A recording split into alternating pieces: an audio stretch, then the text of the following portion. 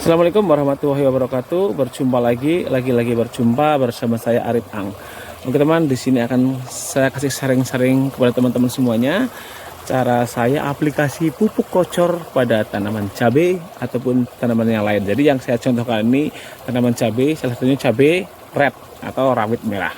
Oke, langsung aja kita kasih tahu bahan-bahannya teman. Oke teman, seperti biasa takarannya saya menggunakan tangki ukuran 20 liter. Saya kan biasanya lagi menggunakan ember karena ini lagi males pakai ember, saya pakai tangki teman. Biasanya kalau ember itu saya menggunakan gelas itu ukuran yang gelas seperti ini. Saya menggunakan ini bekas botol-botol seperti itu, saya potong segini ya, yang ukurannya kira-kira 100 ml atau 200 ml teman, seperti itu untuk dikocor per tanaman pada bagian batangnya. Oke, bahan-bahannya seperti biasa saya menggunakan ini teman. Yang dulu saya tidak menggunakan micin, sekarang saya menggunakan micin. Saya akan mencoba menggunakan micin. Nah, micin ini saya menggunakan micin yang kemasan harganya 500-an. Jadi kalau teman-teman mau beli yang micin kiloan juga bisa, tapi saya sukanya yang 500 seperti ini teman. Udah ada gram-gramnya. Jadi ini per bungkus ini harganya 500 perak.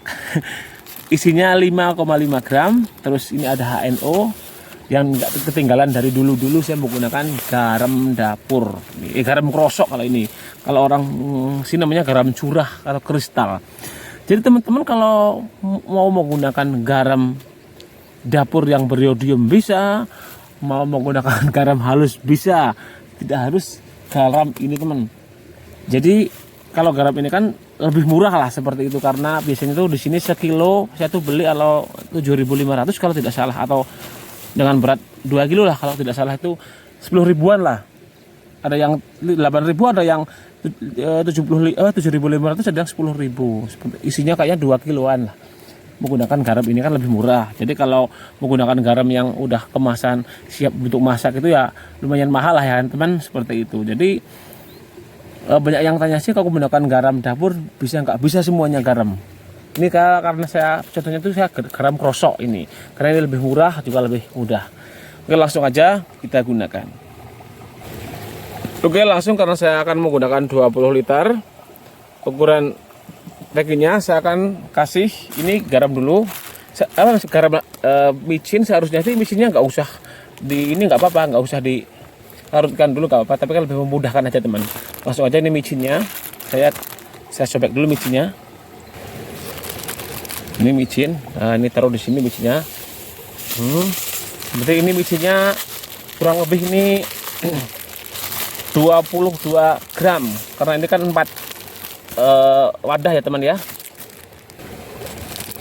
Tambah 2 lagi. Wah, ini habis 2 nih, nggak bohong ya teman ya ini. Terus saya HNO-nya cuma menggunakan 6 sendok, karena HNO itu perbandingannya itu antara 3 sampai 4 gram per liternya. Tuh. Wah. 3 4 5 6. Teman, lah kita aduk. Bang, ini kandungannya menjadi kandungan yang seperti apa? Saya nggak pernah tahu kandungannya seperti apa, karena petani di sini selalu melakukan eksperimen sendiri-sendiri. Jadi males kalau cari penyuluh pertanian yang ujung-ujungnya disuruh beri obat teman. Jadi males. Yang penting tanaman kita subur bagus, itu nggak usah takut kepada percobaan kita teman. Karena saya sharing ke teman-teman karena saya sudah mencoba dan hasilnya cabai saya tetap subur, nggak mati, nggak apa. Saya bagikan ke teman-teman. Kalau cabai saya mati saya nggak pernah bagikan, seperti itu.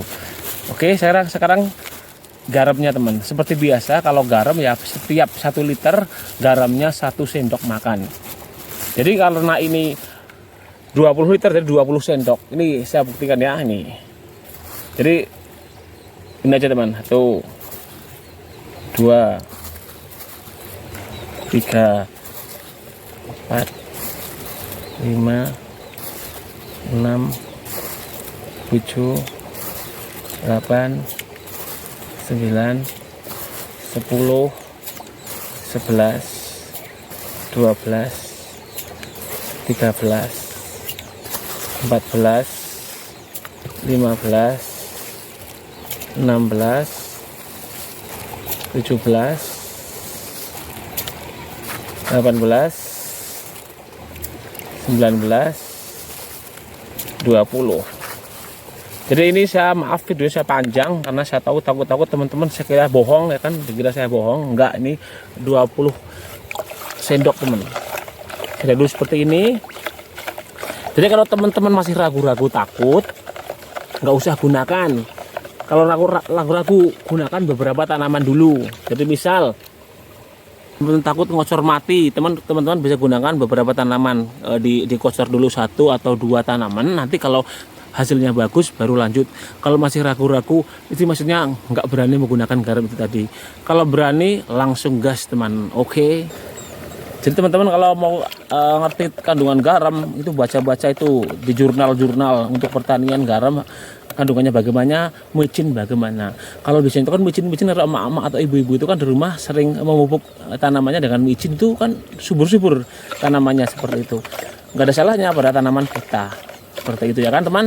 Bisa itu murah daripada teman-teman sering beli NPK Mutiara yang harganya hampir 20.000, sama ini aja udah murah kan, karena HNO di sini ini HNO ini 14.000 ini 14.000 aja, ini ukuran 2 kilo nih, 2 kilo. Jadi teman-teman kalau misalnya nggak ada HNO bisa pakai pupuk Mutiara, NPK, urea dan lain sebagainya, itu nggak masalah, menyesuaikan aja teman. Jadi di sini saya generasi micin, suka micin karena micin itu enak teman. Jadi kalau masakan nggak ada micinnya itu nggak enak ya kan teman. Kalau saya memang suka micin, katanya micin. Teman-teman ini tambah dikit, jadi micin ini selain untuk dikocor, ini juga bisa untuk disemprotkan ke daunnya. Nanti akan saya buatkan videonya setelah ini teman. Jadi ini dan HNO ini selain dikocor, ini bisa untuk semprot. Kalau HNO, kalau jenis HNO itu bisa untuk semprot dan kocor. Kalau khusus untuk ini garamnya inilah harus dikocor. Kalau garam kalau untuk semprot itu nggak bisa, nggak boleh, tidak dianjurkan karena bisa gosong itu daunnya atau rontok daunnya. Ini khusus untuk kocor. Kalau micin sama ini bisa untuk kocor, bisa untuk disemprot gitu teman. Menyebabkan ini itu nggak masa bodoh ya kan, nggak tahu, karena buktinya sampai saat ini masih ada iklannya micin ya kan. Orang dulu tuh nenek saya pakai micin, umurnya tuh sampai 80 tahun sehat temen. Padahal dulu sering pakai micin katanya. Micin kan udah dari dulu banget ya. Jadi masalah kesehatan itu tergantung kita. Kalau kita banyak bergerak, sering beraktivitas itu sehat teman. Kalau biarpun makan micin, ya nggak sehat tuh ya nggak pernah gerak. Nah ini saya kasih seperti ini. Ini saya kasih saringan teman seperti ini supaya nanti kalau menggunakan sprayernya, kalau dikocor nggak terlalu mengganggu di bagian dalamnya. Nih. Ini dikocor nanti intervalnya tuh 10 sampai 15 hari sekali. Itu sesuai dengan kebutuhan. Kalau memang musim kemarau seperti ini 10 hari sekali boleh. Bahkan ada yang 1 minggu sekali tempat saya teman sedang dikocor. Tapi kalau saya bisa 10 hari sekali. Ini udahlah kayaknya. Ini airnya udah mulai bening, ini udah mulai penuh ya teman ya.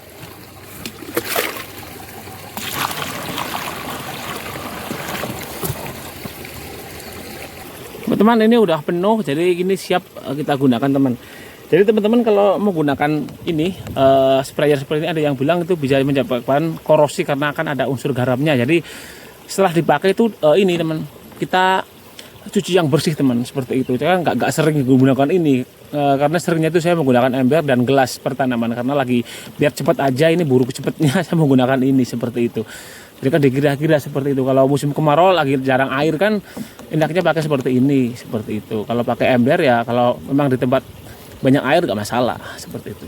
Dan di tempat saya sih air selalu melimpah ya kan, alhamdulillah, karena di sini di daerah pegunungan gitu teman.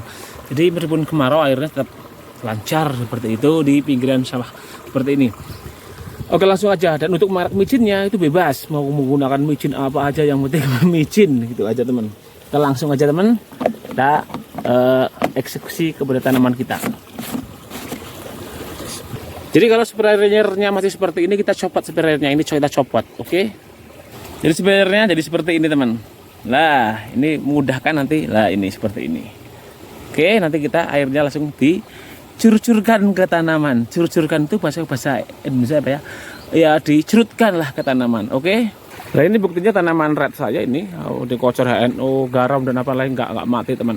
Kita akan langsung aja kita eksekusi kepada bagian bawah ini teman. Oke, menggunakan garam dan ini di kambingnya juga ya teman. Oke, jadi kalau pakai ini tuh pakai ilmu kira-kira aja teman. Nah, jadi contohnya seperti ini. Nah, seperti ini contohnya teman. Nih. Lah seperti ini kira-kira aja, kalau udah lah kita lanjut. Tuh. Jadi intervalnya teman-teman bisa ini teman. Setiap 10 hari atau 15 hari sekali. Kalau masalah dosis teman-teman pasti udah tahu, tinggal menyesuaikan dengan dosis yang tadi udah saya bilang teman. Saya kan patokannya ini 20 liter. Jadi kalau memang 1 liter atau mau yang 16 liter teman-teman bisa diakumulasi sendiri teman, seperti itu. Nah contohnya seperti ini teman ya.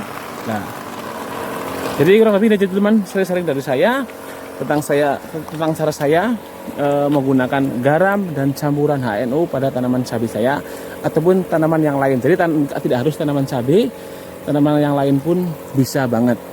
Oke, saya akhiri. Wassalamualaikum warahmatullahi wabarakatuh. Salam sukses para petani Indonesia.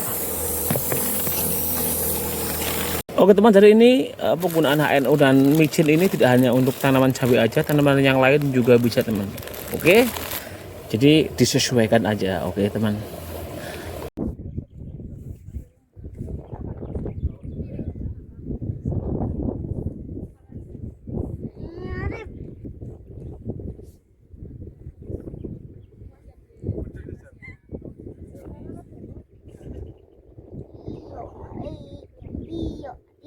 Iyo, Arif, iyo, Arif, iyo, Arif.